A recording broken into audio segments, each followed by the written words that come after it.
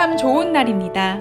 어스틴 주님의 교회 매일 말씀 묵상에 오신 여러분을 환영합니다. 말씀을 통해 샘솟는 하나님의 은혜를 경험하시길 바랍니다. 오늘은 어제보다 더 행복한 하루가 될 것입니다. 안녕하세요, 성도 여러분. 3월 29일 화요일 말씀 묵상 시작하도록 하겠습니다. 오늘 묵상할 말씀은 누가복음 24장 13절에서 16절 말씀입니다. 24장 13절에서 16절 말씀입니다. 다 함께 읽겠습니다. 그날에 그들 중 둘이 예루살렘에서 25리 되는 엠마오라 하는 마을로 가면서 이 모든 된 일을 서로 이야기하더라. 그들이 서로 이야기하며 묘느할 때 예수께서 가까이 이르러 그들과 동행하시나 그들의 눈이 가리어져서 그인 줄 알아보지 못하거늘. 아멘. 저희는 어제부터 이 예수님의 부활의 사건, 예수님께서 십자가에 못 박혀 죽으시고 장사한 지 사흘 만에 부활하신 그날, 안식 후 첫날, 그날에 대한 말씀을 계속해서 받고 있습니다. 오늘 본문 또한 마찬가지입니다. 오늘 본문 조금 더 정확히는 오늘 본문에선 부활하신 예수님께서 예수님의 제자들 앞에 나타나시는 그 사건, 그 내용을 오늘 본문은 담고 있습니다. 오늘 본문의 시작을 보면 이곳에 그날에 그들 중 둘이라고 이렇게 시작을 합니다. 여기서 나오는 이 두 명의 사람은 예수님의 제자를 이야기합니다. 어떠한 제자냐면 이거 어떠한 제자인지는 이 오늘 본문 말씀의 이전 구절인 이 9절 verse 9을 보면 알 수가 있습니다. 다 함께 읽겠습니다. 9절입니다. 무덤에서 돌아가 이 모든 것을 11사도와 다른 모든 이에게 알리니. 예수님의 무덤을 찾아가 무덤이 비어있다는 것을 알게 되고 천사를 통해서 예수님께서 다시 살아나셨다라는 것을 알게 된 이 두 명의 마리아는 이 무덤으로부터 돌아와 사도들 앞에 그리고 제자들 이 무리 앞에 예수님께서 살아나셨다라고 이렇게 알리게 됩니다. 그리고 그곳에 그 현장에 있었던 사도들이 아닌 자들, 즉 다른 그 제자들 무리 중에 두 명이 바로 오늘 이 본문에 나오는 엠마오로 가는 자들입니다. 그들은 예루살렘에서 이렇게 엠마오까지 가면서 많은 이야기를 하며 갑니다. 어떤 이야기냐면 자신들이 지금까지 보고 듣고 경험했던 이야기, 특히나 예수님에 관한 이야기를 합니다. 자신들에게 예수님은 어떠한 존재였었는지, 예수님께서는 어떠한 가르침을 가르치셨는지, 어떠한 일을, 즉 어떠한 그런 행함들을 보여주셨는지, 그리고 예수님께서 어떻게 십자가에서 돌아가셨는지, 그 이러한 이야기를 하면서 엠마오로 가고 있습니다. 그리고 그럴 때에 예수님께서 이들에게 가까이 가시며 그들과 동행을 하십니다. 그런데 문제가 하나 있습니다. 16절입니다. 다 함께 읽겠습니다. 그들의 눈이 가려져서 그인 줄 알아보지 못하거늘. 이 두 명의 제자들은 예수님을 알아보지를 못합니다. 지금까지 계속해서 예수님에 관해서 이야기를 하면서 걷고 동행하면서 엠마오로 가고 있었는데도 불구하고 예수님을 보고서도 알아보지를 못합니다. 이들이 이렇게 알아보지 못하는 이유는 이들이 부활을 믿고 있지 않았기 때문입니다. 아니 상상조차 하고 있지 않았기 때문입니다. 이 제자들이 경험이 부족해서 믿지 않았던 것은 아닙니다. 오늘 본문의 이후 구절인 이 17절에서 24절을 보면 이 두 명의 제자들이 예수님에 관해서 이렇게 설명하는 것이 쓰여져 있습니다. 이것을 보면 이들은 예수님께서 가르침을 주시던 그 현장에도 있었었고 또한 예수님께서 기적을 베푸셨던 그런 현장에도 있었으며 또한 예수님께서 십자가에 돌아가신 그 현장에서도 있었습니다. 거기에 더해서 아까 오늘 처음에 이야기하였던 마리아들이 무덤에서 돌아와 예수님께서 살아나셨다라고 하였던 증거하였던 그 순간 그 현장에서도 이들 두 명은 있었습니다. 즉 이들은 많은 것을 보았고 많은 것을 들었고 많은 것을 경험하였습니다. 부활을 믿지 못할 이유가 하나도 없습니다.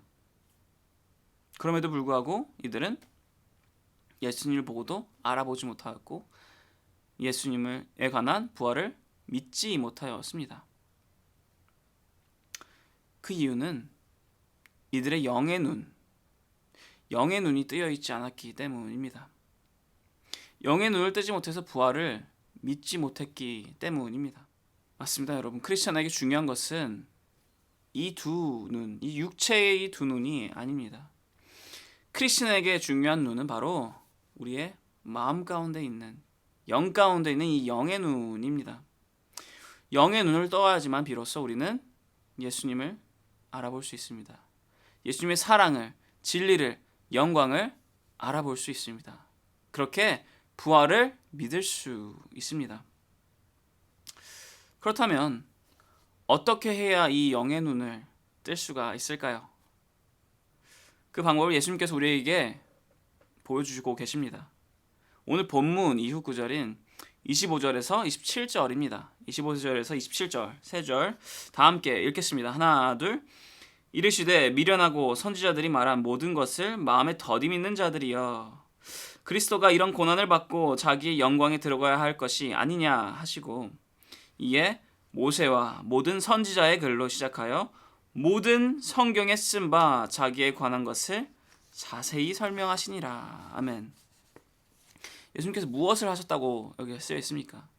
27절에 쓰여 있기를 예수님께서 모든 성경에 있는 자기 자신에 관한 그 모든 내용들을 설명하시고 말씀하셨다라고 말씀하십니다.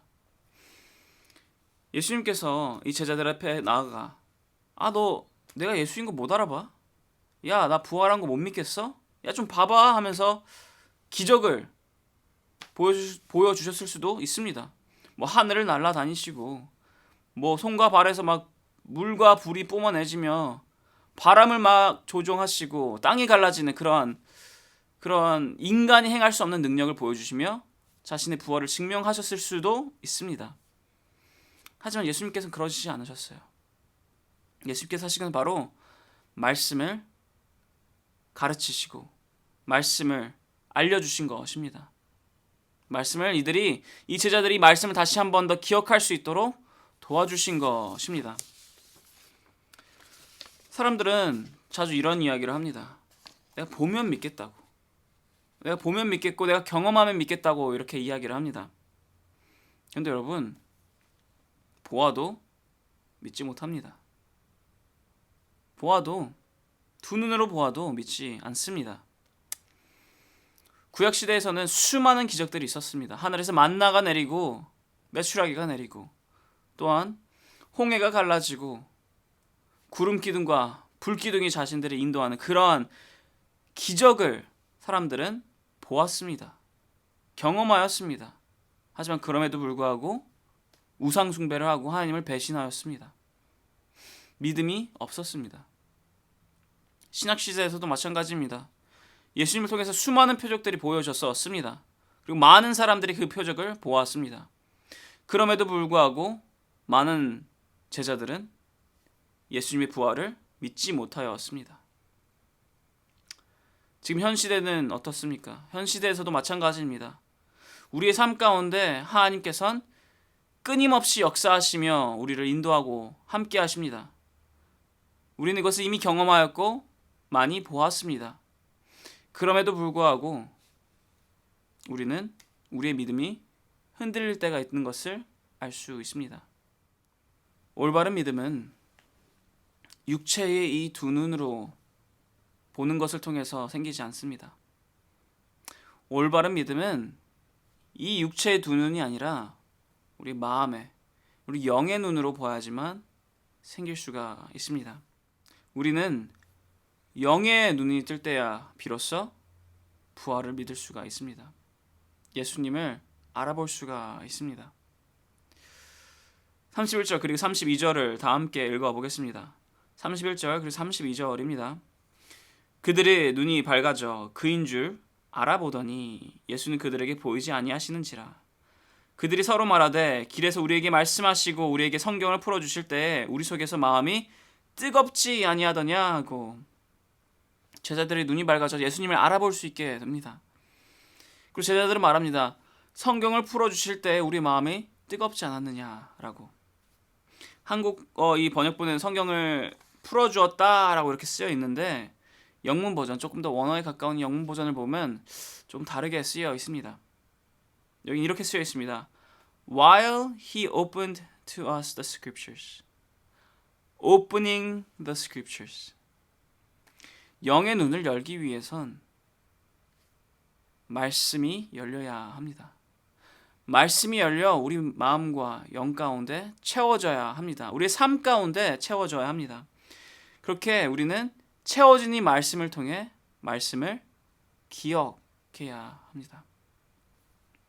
이렇게 우리가 말씀을 기억하며 나아갈 때 성령께서 우리를 감동시키십니다. 우리의 마음을 뜨겁게 해주십니다.